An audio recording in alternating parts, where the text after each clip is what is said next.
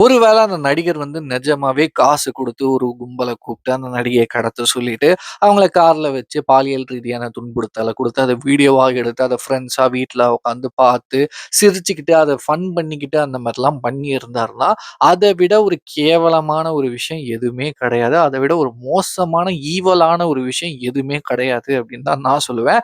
But ஒரு வேள by a chance இதுல எதுவுமே அவரு பண்ணாம இருந்திருந்தாருன்னா, இப்போ அவருக்கு கிடைச்ச ஒரு ஜஸ்டிஸ் தட் இஸ் ஃபேரா அப்படின்றது தான் என்னோட கேள்வி. அது நிஜமாவே ஃபேரா? நீங்களே கொஞ்சம் யோசிச்சு பாருங்களேன். 2017 வரைக்கும் பீக்ல இருந்த ஒரு நபர். கிட்டத்தட்ட 138 படங்கள் கிட்ட நடிச்சிருக்காரு. 130க்கும் மேற்பட்ட படங்கள் அந்த மாரி வச்சுக்கலாம். எக்ஸாக்ட் நம்பர் சொல்லாம. 130க்கும் மேற்பட்ட படங்கள்ல நடிச்ச ஒரு நபர்.